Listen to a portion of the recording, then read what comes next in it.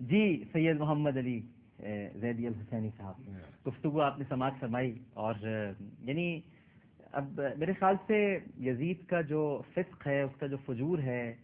جو اس کی کمینگی ہے، اس کی مزید وضاحت، یہ تو ماشاءاللہ اتنے مضبوط حوالے دیے گئے. اب یہ معلوم ہوتا ہے کہ امام علی مقام سیدنا حسین رضی اللہ تعالیٰ عنہ کو کربلا میں جو شہید کرنے کا منصوبہ بنایا گیا تھا، یہ اسی خباثت والے ذہن کا پیش خیمہ تھا، لہٰذا یہ برات نہیں ہو سکتی کہ وہ اس میں شامل نہیں تھا. کیا فرمائیں گے؟ بے شک. بسم اللہ الرحمن الرحیم. اللہم صلی علی محمد و علی محمد. سب سے پہلے تو 12 تبریک کا دن نہیں ہے، مبارکباد کا دن نہیں ہے، ورنہ کوئی اور موقع ہوتا تو میں اس بات پر کہ جب میں حاضر ہوں آپ کی خدمت میں، اور جب سے آج دن میں بھی 1-2 مرتبہ آپ کے پروگرام کو دیکھنے کا مجھے شرف حاصل ہوا، تو آپ نے جو عنوان قرار دیا ہے وہ جناب زینب سلام یہ اس حوالے سے میں آپ کو، کیونکہ اکثر و بیشتر مجالس میں، تقاریر میں، نجی گفتگو میں مجھے یہ شکایت رہی، اور اب تو میڈیا اتنا زیادہ کھل گیا کہ واقعات کربلا کو کربلا تک محدود کر دیا. میں اس موضوع پر ابھی آؤں گا، لیکن مجھے اپنے دل کا مجھے موضوع پہ نئے ان پہ چھوڑ دیں، لیکن میں بھی کرنا چاہوں گا، لیکن میں ضرور اس پر ضرور بات کرنا چاہوں گا کہ واقعہ کربلا، عاشوراء، امام حسین علیہ الصلوۃ والسلام، اس پر جب گفتگو ہو تو اس کو کربلا تک محدود نہ کریں. آپ کو بہرحال میں اس بات پر ضرور، میں پھر وہ تبریک نہیں پیش کرتا، مبارکباد نہیں پیش کرتا، دعا گو ہوتا ہوں کہ آپ نے ثانی زہرا حضرت زینب سلام اللہ علیہا کے عنوان سے اس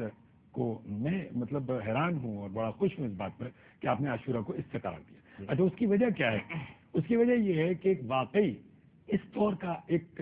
بہت بڑا، میں نام بھی نہیں لینا چاہتا، جیسے بھی تھوڑی دیر پہلے گفتگو ہو رہی تھی کہ یزید پر تو لعنت بھیجنے کو بھی ہم یعنی سمجھتے ہیں کہ لعنت بھی بہت کم. اسی طرح اس دور کا ایک بہت بڑا آٹوکریٹر تھا، ڈکٹیٹر تھا، میں نام نہیں لوں گا. اس نے یہ کہا تھا کہ یزید تو بہت بے وقوف تھا کہ اس نے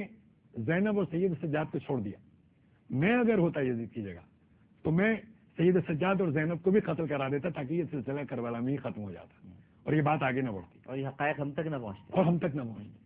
تو یہ خطبے ہیں جناب ثانی زہرا سلام اللہ علیہ کے، امام سجاد علیہ الصلوۃ والسلام کے، جو کربلا سے کوفہ. اور میں سلام کرتا ہوں علامہ صاحب جیسے لوگوں کو، یا آپ جیسے ڈاکٹر صاحب آپ کو، یا ایسے تمام، جیسے کہ ابھی ہم نجی گفتگو میں بھی بیٹھے ہوئے تھے. اتنی خوشی ہوتی ہے کہ اس دور میں کہ جب ایک ٹولہ باقاعدہ طور پر یزید کو اس مقام تک لانے کی کوشش کر رہا ہے، یا اس کی خباثتوں پر پردے ڈالنے کی کوشش کر رہا ہے، یا خارجی قسم کے لوگ جو اپنی جو تحریکیں چلا رہے ہیں، اس میں آپ جیسے لوگ موجود ہیں کہ جو جناب زینب تک بات کو پہنچا رہے ہیں. جو کربلا کے بعد اصل میں وہاں جو یوں کہہ لیجیے کہ اگر پیغمبر نے فرمایا تھا کہ حسین منی و انا من حسین، تو اس کے بعد ظاہر ہے کہ یہ حدیث تو نہیں ہے، لیکن حسین کے بعد اگر ان کے پیغام کو کوئی لے کر چلائے تو وہ جناب زینب امام سجاد ہے. تو لہٰذا یہ بہت بڑی ایک بات ہے. دوسری بات یہ کہ جو آپ نے فرمایا کہ یزید کے فسق و فجور پر بات چل رہی ہے، میں ایک بات یہاں پر عرض کروں گا، اس کو آپ میرے عقیدے پر چاہے میرے عقیدے پر معمول کر لیجیے یا جو بھی محسوس کر لیجیے، لیکن میں یہ عرض کرنا چاہوں گا کہ اگر یزید فاسق و فاجر نہ بھی ہوتا تب بھی امام حسین چاہے صحابی رسول، جیسے علامہ صاحب نے فرمایا، صحابی رسول کی حیثیت سے یا نواسے رسول کی حیثیت سے اس کی بیعت کبھی نہیں کر سکتے تھے اگر وہ فاسق و فاجر نہ ہو. وہ فاسق و فاجر تو تھا، لیکن اس کے باوجود بھی اگر فاسق و فاجر نہ بھی ہوتا تو امام وقت کی حیثیت سے، نواز رسول کی حیثیت سے، صحابی رسول کی حیثیت سے، جس حیثیت میں بھی آپ لیں تو وہ یزید کی بیعت نہیں کر سکتے تھے. اس لیے کہ انہوں کا ایک جملہ تاریخ میں رقم ہے کہ مثلی لا یبایع مثلی، مجھ جیسا اس جیسے کی بیعت نہیں، مجھ جیسا اس جیسے کا. اب جو جس کو بھی، جیسے کہ علامہ صاحب فرما رہے تھے، آپ جس کو بھی، اب یہ یہاں پر اگر ہمارے فروع اختلافات آ جاتے ہیں یا انٹرپریٹیشن آ جاتی ہے علیحدہ، تو وہ اس کو میں اس میں چھیڑنا بھی نہیں چاہتا. ایک لمحے کے لیے رکیے گا، یہ جو مجھ جیسا اس جیسے کی بیعت نہیں کر سکتا، قرآن کی آیت ہے نا، پلید اور پاک برابر، بالکل اسی طرح، یہ اسی کا ایک استنباط ہے. جی بالکل. جی اچھا. تو پھر ظاہر ہے کہ انما یرید اللہ لیذھب عنکم الرجس اہل البیت کی جو سند لیے ہوئے ہو، وہ کس طریقے سے کسی اور کی بیعت کر سکتا ہے. تو لہذا میرا موقف یہاں پر میں یہ بیان کرنا چاہوں گا کہ امام حسین علیہ الصلوۃ والسلام بیعت کر ہی نہیں سکتے تھے. بس یوں سمجھ لیجئے کہ لا کر ان کو نہیں گھیرا گیا کربلا میں، بلکہ انہوں نے یزید کو گھیرا. انہوں نے یزید کو یہ نہیں چاہا کہ میں مدینے میں قتل کر دیا جاؤں یا مکہ معظمہ میں قتل کر دیا جاؤں. جیسے کہ ابھی بھی بات ہو رہی تھی، یہاں ہو رہی تھی، نجی گفتگو میں ہو رہی تھی کہ یزید کے فسق و فجور کا تو عالم یہ کہ واقع کربلا کے بعد نبی زادیوں کو کربلا سے کوفہ اور کوفے سے شام بے چادر اور بے پردہ لے کر جانا اور ان کو اپنے درباروں میں لے جانا اور وہاں پر راسل جالوت جیسے یہودی عالموں کا اور قیصر روم کے اور دوسرے بادشاہوں جو موجود تھے ان سب کے سامنے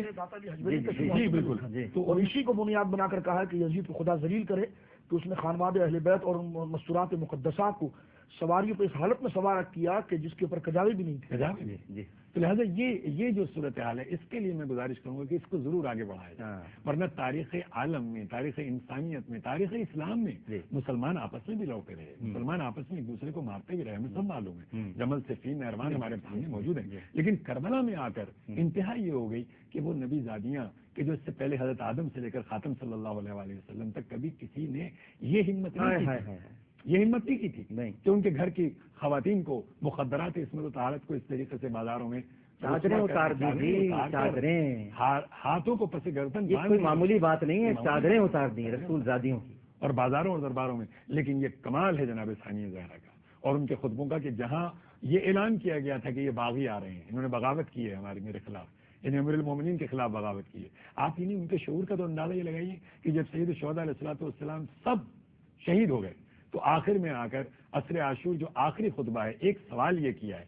کہ اسی کو لے کر کربلا اور کوفہ سے شام تک میں بات لے جاؤں گا کہ آپ نے ایک سوال یہ کیا کہ تم نے کیا نہیں سنا تھا میرے نانا کو کہ میرے نانا نے فرمایا تھا کہ الحسن والحسین سید شباب اہل الجنہ, میرے یہ دونوں بیٹے, میرے یہ دونوں نواسے, جو بھی کہہ لیجیے آپ, یہ دونوں سید شباب اہل الجنہ ہیں, جوانان جنت کے سردار ہیں. تو سارے لشکر نے اس بات کو تسلیم کیا,